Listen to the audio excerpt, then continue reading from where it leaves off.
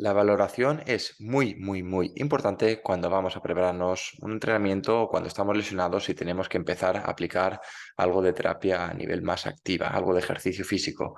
Pues sin valoración no sabemos en qué punto nos encontramos y no sabemos tampoco hacia dónde vamos. Entonces, una vez sabemos los objetivos y qué queremos conseguir, ya sea con el entrenamiento o ya sea con nuestra planificación de la readaptación, la valoración será realmente importante para saber desde qué punto partimos nosotros o desde qué punto parte nuestro atleta, nuestro paciente o nuestro cliente.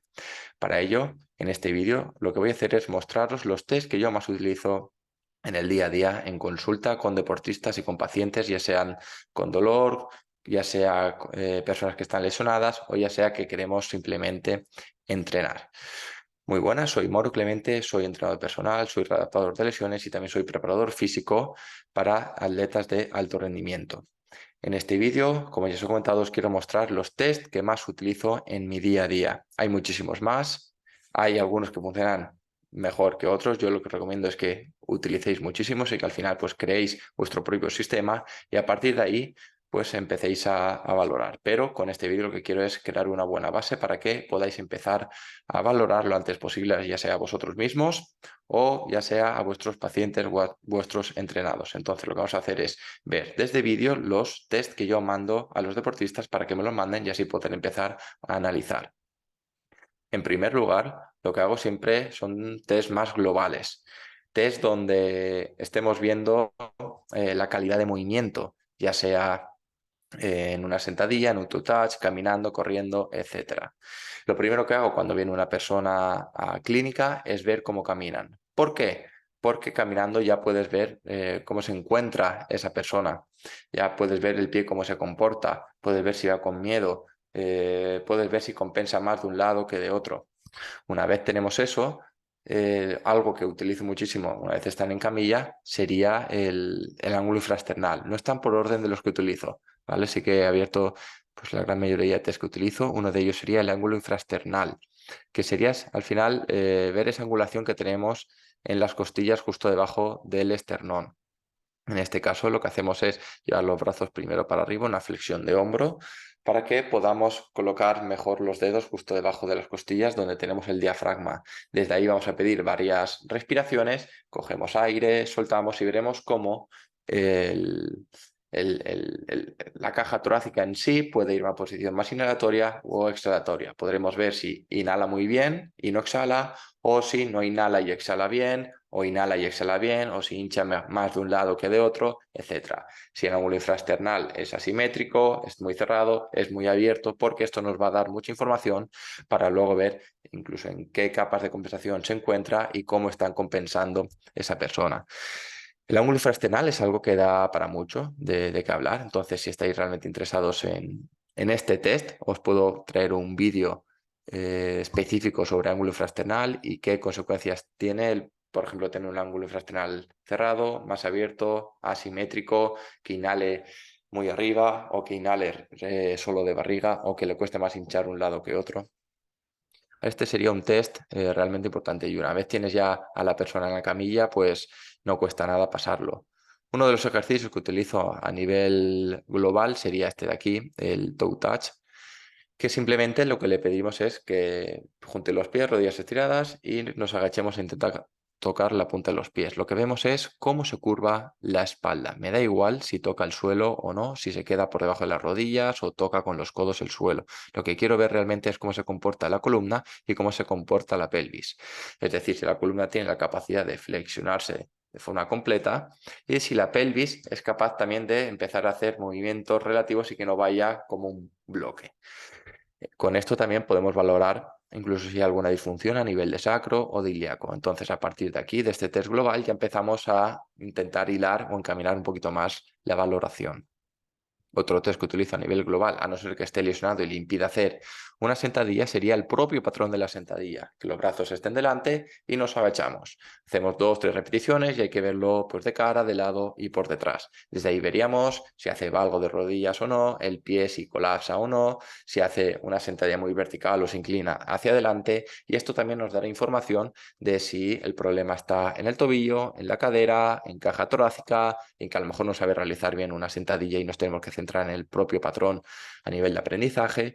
Y entonces son dos test, el toe touch y la sentadilla, que nos dan mucha información a la hora de valorar a un deportista o a un paciente. Ya os digo, siempre que no haya una lesión y que pueda ser contraproducente. Es decir, si tienes una lesión de isquio y hace 2 semanas que te acabas de romper, pues evidentemente un toe touch o una sentadilla, pues te la puedes evitar porque ya sabes qué pasa. Y me centraría más en ejercicios de camilla. El siguiente test que utilizo, y es muy importante, sería la propia rotación interna de cadera. Se puede valorar de varias formas. Una de ellas es sentada tal cual estoy yo aquí en la camilla. Juntamos los pies y abriríamos lo que serían las tibias hacia una rotación externa. Veríamos si es simétrico, si es asimétrico, si es capaz de abrir mucho o no. Y ahí veríamos la propia rotación interna de cadera. Otras formas de valorarla serían de cúbito prono, boca abajo, flexión de rodillas y dejamos caer los pies hacia afuera. Por otro lado, en decúbito supino, boca arriba en la camilla, de forma manual, cogeríamos la pierna y buscaríamos llevar la tibia hacia externo, fijando en unos 90 grados la flexión de cadera.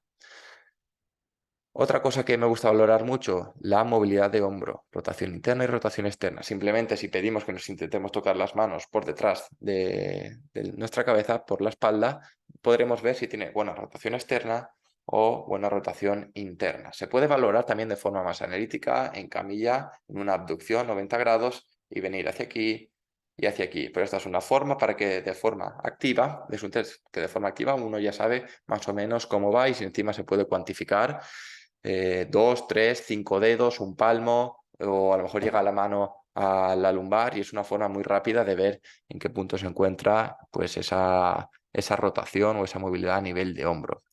Otro test que utilizo muchísimo sería el ASLR.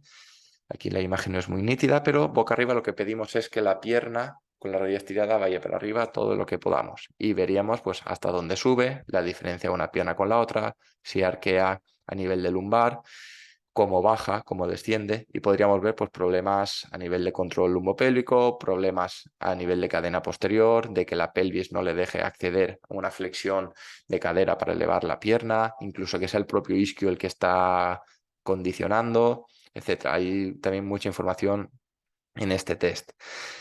Y por último, una flexión de cadera de forma activa. Se tumba boca arriba al paciente o te tumbas tu boca arriba y pediríamos que llevar la rodilla al pecho. Desde aquí veríamos cuánto es capaz de llevar la rodilla al pecho. Si no pasa ni siquiera de 90 grados, ya sabemos que, por ejemplo, una sentadilla le va a costar bastante. Entonces nos centraríamos en ver por qué no tiene esa flexión de cadera y a lo mejor sería momento de revisar cómo tiene el ángulo infrasternal y a partir de ahí empezar a trabajar. Les digo, todo esto al final está relacionado. Los test por sí solos no dan información, pero si relacionamos todos, nos pueden dar mucha información de cómo tenemos que empezar a trabajar.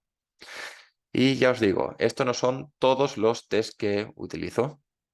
Utilizo mucho más en función de lo que esté viendo en ese momento, en función de la propia lesión. Utilizo test manuales también para ver si esa persona tiene la musculatura inhibida o la tiene sobreactivada y si es capaz de activar o inhibir esa musculatura. Y a lo mejor si en la propia camilla o hay algún gesto que le molesta, como puede ser la propia flexión de tronco para tocar los pies en el suelo, el toe touch, pues lo busco valorar de otra forma. Y a partir de ahí empezar a plantear el ejercicio correctivo. Yo digo, esto es un mundo, se interrelacionan todos los test y a partir de ahí se empezaría a plantear el trabajo correctivo. Si estáis interesados en esto, dejadmelo en comentarios porque podemos traer mucho más contenido acerca de esto.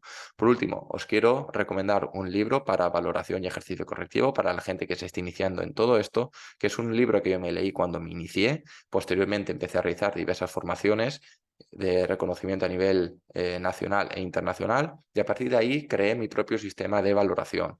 El sistema de valoración que a mí más me funciona, el sistema de valoración que con menos tiempo más datos me da, que al final buscamos eso y a partir de ahí empezar a trabajar.